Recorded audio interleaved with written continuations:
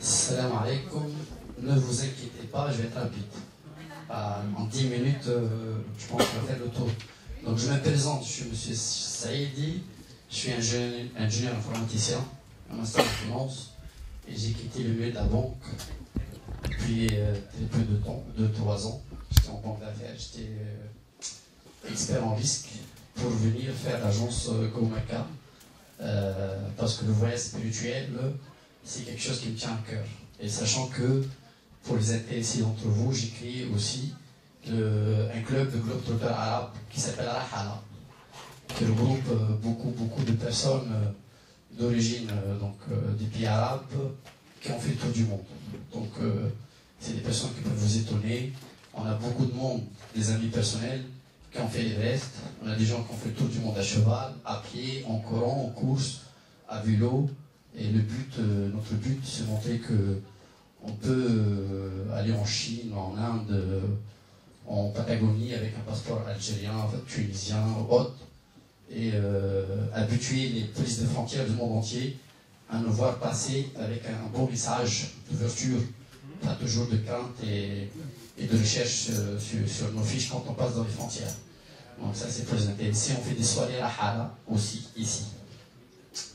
Je vais vous parler juste 5 minutes de l'information que je suis étonné que encore beaucoup de gens pensent qu'on ne peut pas voyager en Palestine. La réponse est simple. On peut voyager en Palestine comme tout autre pays du monde. Aux frontières, la question que tout le monde pousse, est-ce qu'on peut passer aux frontières ou pas? La réponse est oui. Ça fait 5 ans qu'on fait ce voyage.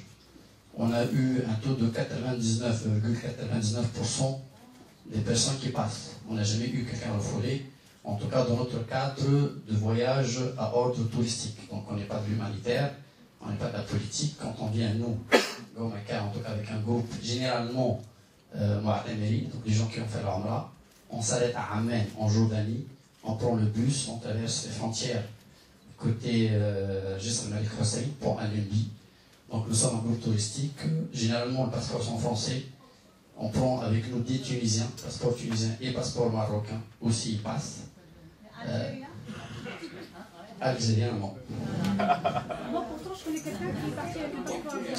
Les Algériens peuvent aller s'ils font l'initiative et la volonté, il faut l'avoir aussi, d'aller demander le visa par eux-mêmes à titre individuel chez les Israéliens, ambassade israélienne.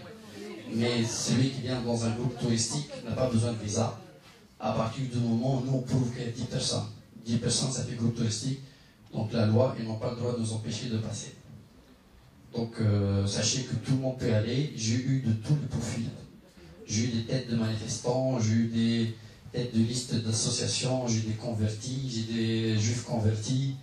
J'ai eu de tout. Et tous m'amènent dans une chambre à côté, me disent écoute, voilà mon historique avec les Israéliens, j'ai peur de passer, je dis viens avec moi. T'inquiète pas, si tu passes pas, nous en tant qu'agence de voyage, on t'offre un voyage d'échange en Jordanie. Donc si tu es les frontières, tu ne vas pas rester seul dans la chambre d'hôtel à Amman. On ne le dit pas officiellement, mais on le fait. Parce qu'on a eu un cas qu'on a fait ça. Donc la personne qui s'est refoulée dans les frontières, on le fait venir en Jordanie, on offre un circuit avec voiture privée, chauffeur, en Jordanie pour qu'il ne passe pas des mauvaises vacances. Mais sinon, à 99% des cas, on a eu du temps d'attente, donc on passe 4-5 heures, 6 heures dans les frontières. J'ai eu la chance de faire 6 fois les 12 derniers mois à la Palestine, donc je connaissais bien les questions, je connaissais bien les têtes, je reconnais le Mossad, je reconnais l'agence secrète, je reconnais le faux touriste, je reconnais les faux mendiants, je connais les faux touristes pour l'hôtel. Donc à force d'y aller, je sais qu'ils vont chercher dans la poche gauche ou droite, qui vont faire dans votre téléphone, vos numéros de téléphone. Donc tout ça, on prépare la veille du passage, le groupe. Donc on fait une petite réunion à l'hôtel, je dis videz vos poches de main, laissez-les dans les poches, videz vos sacs, mettez ça, mettez ça. Donc, on sait éviter beaucoup de temps d'attente et je sais c'est quel profil ça va les intéresser, je sais quelles questions on va leur poser. Donc ça se travaille juste la veille tranquillement autour d'un café à l'hôtel en Jordanie et on passe sans aucun problème. La sécurité, pour moi, c'est comme partout. En tout cas, ça reste, attention, nous sommes dans un cadre touristique, donc on ne va pas dans les lieux où il y a des affrontements ou des conflits ou autres. sachant qu'on était présent avec un groupe 2 fois pendant les deux guerres de Gaza. On était sur place, on était à Jérusalem. La dernière guerre de Gaza, il y avait les bombes, même qui arrivaient à Jérusalem. Je regroupais tout le monde comme ça.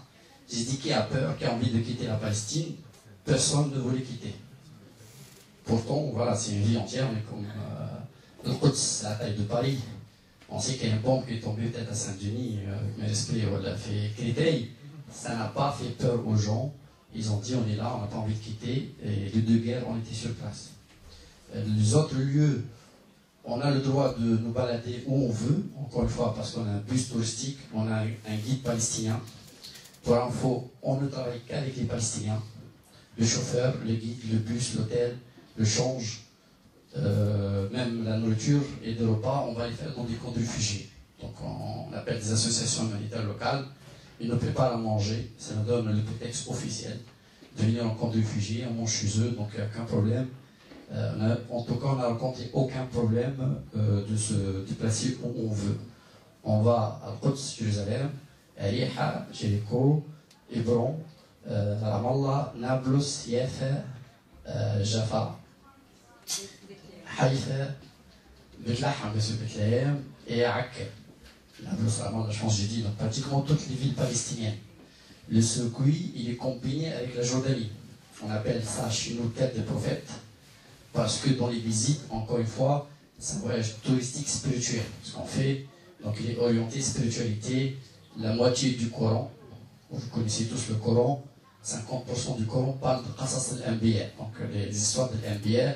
Vous savez que le prophète lui-même a été enseigné l'islam, il a enseigné l'islam en se servant de ces histoires.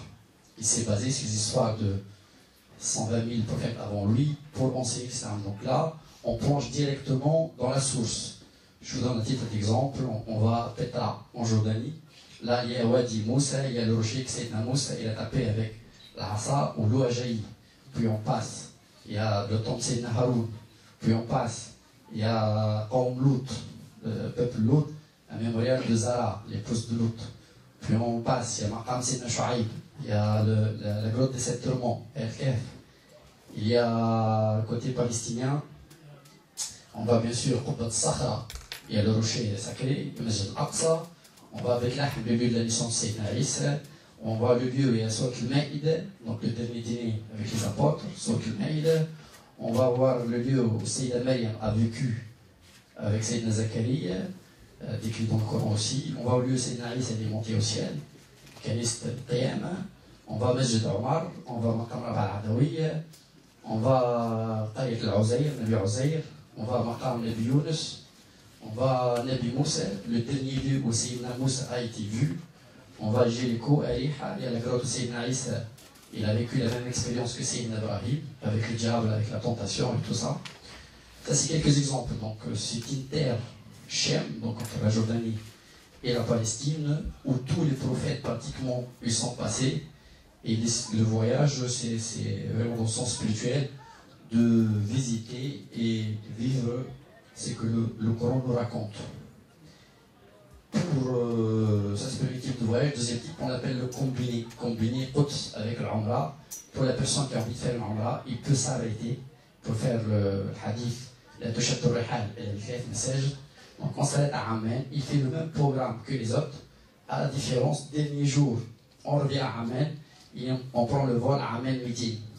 Et là, on fait la suite de combiné. Donc, vous avez le choix, soit faire Al-Quds, donc la Palestine et Jordanie toute seule, soit faire des combinés en Umrah avec la Palestine. Et je vais répondre à 2 questions. La première question, tout le monde nous dit, beaucoup de monde disent qu'il ne faut pas aller en Palestine parce que c'est un soutien aux Israéliens. Les personnes, c'est une vision qui se respecte, mais qui est très limitée. Quand vous allez sur place, quand vous voyez la tête des Israéliens énervée de votre présence, quand vous voyez la tête des Palestiniens hyper contents de votre présence, vous allez comprendre vous êtes de quel côté. Moi, mon expérience qui me reste toujours, qui me touche, c'est la première fois. Je suis allé on appelle l'inspection, je suis allé seul pour visiter les lieux. Je suis allé à Al-Quds. Quand je suis arrivé à Masjid al-Aqsa, il y avait un des gardiens, on m'a posé la question, tu viens d'où? J'ai dit Tunisie. Wallah, il est parti chez lui, dans sa maison, me ramener à manger. Il avait honte, il m'a dit viens chez moi, je dis je peux pas. Wallah, il est parti chez lui, tellement il est content, c'est un des gardiens d'Aqsa. Chez lui, il m'a ramené à manger chez lui, il m'a dit assieds-toi, on a mangé devant la porte de Qubbat Sakhra, il m'a dit Wallah, le Malik Hussein n'aura pas cet honneur. Il m'a dit si le Malik Hussein ou Jordanie met les pieds ici, on va lui casser ses pieds. Il m'a dit toi, tu es venu chez nous, tu es tellement le bienvenu, il m'a ramené à manger chez lui. On a fini de manger, je suis allé me balader dans la vieille ville, tout seul. Je payais un cappuccino. Je dis au monsieur, je vais payer. Il m'a dit, tu viens d'où? J'ai dit, Tunisie. Il m'a dit, tu ne payes pas, tu m'as invité. J'ai arrêté de consommer. Là, pour vous dire à quel point les Palestiniens sont contents juste de votre présence. Ils n'ont besoin ni de votre argent, ni amener avec les armes, ni tout ce que vous voulez. Votre présence est très importante. Quand on fait la prière Fajr dans le Masjid al-Aqsa, on est 2 lignes. Je suis fier que parfois une ligne, c'est mon groupe. Quand je viens à 83 personnes, mon dernier groupe, je forme 50% des personnes qui font la prière dans le Masjid al-Aqsa. C'est un honneur. Je me dis, si vous venez, et s'il y a 50 lignes dans le Masjid al-Aqsa, les Israéliens n'oseront plus mettre les pieds dans la mosquée. Aujourd'hui, ils entrent parce qu'il n'y a personne, parce que c'est vide, l'espace est libre. Les Palestiniens qui vont prier dans le Masjid al-Aqsa, c'est les gens du quartier en fait, c'est les commerçants, c'est les épiciers, c'est les vieux retraités, ça forme une ligne, 2 lignes. Mais ceux qui peuvent arriver aujourd'hui sont les touristes. Donc la présence des touristes, malheureusement, et je vous le dis en face, les Arabes, on a peur. Le monde arabe, ils ont peur. Les touristes, c'est des Malaisiens, c'est des Turcs, c'est des Indonésiens, c'est de toutes les nationalités. Je suis à l'agence ici, quand je dis à mes clients, faites la Umrah, venez à Quds, je dis non, là j'ai des enfants. Ils pensent que Dieu, il peut pas, il va le lâcher ici, mais là-bas, il est en danger. 50%, 60% des gens qui font la Umrah ici, je leur dis, faites le Quds, on a dit combiné, ils ont peur. Je dis non, j'y vais pas. Donc je dis, cette hypocrisie de fausse sympathie avec la Palestine, c'est de l'hypocrisie. Vous voulez la Palestine? Prenez un vol, venez en Palestine. Vous allez voir ce que c'est la Palestine. Maintenant, si vous avez peur, arrêtez de sortir dans les manifestations, faire le slogan, faire ça parce qu'on a grandi avec ça. On a vécu toute notre vie avec cette cause palestinienne. Et le jour où l'agence était très fière de faire ce programme pour la Palestine, j'étais choqué de voir la peur sur la tête des gens. J'ai eu même une fois un client, il a payé le voyage, il m'a appelé 2-3 fois pour poser la même question. Vous êtes sûr qu'on va être en sécurité? Je dis oui, il a fait 2 fois, 3 fois. Wallah, il n'est pas parti. La veille, il m'a appelé, il m'a dit gardez l'argent. J'ai dit c'est grâce à vous qu'on a perdu la Palestine. C'est parce qu'on avait beaucoup de monde comme vous il y a 80 ans. Donc, oubliez la peur. Vous n'êtes pas plus en sécurité chez vous qu'en Algérie ou en Palestine. Le risque de passer, ne pas passer existe. On n'est pas des voyants. On est un pourcentage de 99% des gens entrent. On est un pourcentage de 1000% de gens extrêmement émus, satisfaits, contents. Au mois de décembre, je reviens, j'ai des personnes qui reviennent avec moi en décembre pour la 3e fois dans une année. C'est un virus. Le Quds, c'est un virus. On l'attaque, on ne guérit jamais. J'ai fait 6 fois le Quds le 12 derniers mois. Je suis dans tous les groupes. Je me suis inscrit dans tous les groupes. Pourtant, je peux envoyer n'importe qui. Le Quds, j'ai inscrit à l'agence. S'il y a un Quds, j'y vais. Je vous raconte une dernière histoire qui me touche par rapport à le Quds. J'ai entendu une conférence sur le Quds à laquelle j'y crois. C'est rare que je raconte cette histoire. Il y a un alim, en tout cas musulman, il a dit qu'est-ce qui se passe? Pourquoi le Quds, il y a autant de guerres? Pourquoi les chrétiens, les juifs, les musulmans, tout le monde réclame que cet endroit lui appartient? Personne ne réclame que la Mecque lui appartient, que les musulmans. On n'a jamais vu les chrétiens ou les juifs venir réclamer la Mecque. Mais tout le monde veut cet endroit. C'est quoi le secret? Selon lui, en tout cas je raconte une histoire que j'ai aimée, il a dit, il a pris Surat al-Isra wal-Ma'raj dans le Coran, il a commencé à analyser cette sourate. Dans Surat, il a remarqué un mot qui se répète, qui est Sababa. Sababa, il a vu sur le Kahf, qui désigne une porte. Il dit, bon, ça c'est un premier indice. Deuxième indice, il a dit, quand il y a eu le Ma'raj, donc l'Isra wal-Ma'raj, le prophète est sorti de la Mecque, il est venu à Quds, il est monté au ciel, tout le monde connaît cette histoire. Pourquoi en revenant, il n'est pas revenu à la Mecque directement? On est dans le ciel. Si on veut revenir, il suffit de dévier 1 millimètre et descendre la Mecque. Pourquoi? Il est venu encore une fois à Quds pour reprendre le Borak, donc son cheval, et encore perdre du temps à la route pour venir à la Mecque. Ça, c'était le deuxième indice. Le troisième indice, il dit dans cet endroit étonnant, il y a Sayyidina Isa, il est monté au ciel. Le prophète al-Salam, il est monté au ciel. Les Anbiya qui sont venus vers l'Isra sont tous descendus là du ciel, puis ils ont remonté au ciel. Donc il y a une histoire de porte pour lui. Quatrième indice, il dit si je prends en sorte l'Isra, tout le Coran, il ne parle jamais de Quds comme Makan Muqaddas. Toujours il dit Hawlahu, Barakna Hawlahu, Barakna Hawlahu. Donc il nous donne des indices que autour de Quds, autour de Al-Aqsa, il y a un lieu béni sacré. Ce lieu pour lui c'est une porte, c'est un passage. Cinquième indice si vous voulez. Et il a dit si on prend un scientifique français, il va rigoler. Il dit votre prophète n'est jamais parti au ciel. Parce qu'aujourd'hui avec les calculs, pour sortir de la terre jusqu'au ciel, il faut des centaines de milliers d'années-lumière aller, des centaines d'années-lumière pour revenir. Donc, aller faire ça, même si ça existe, l'ange Gabriel, une nuit aller-retour, c'est impossible.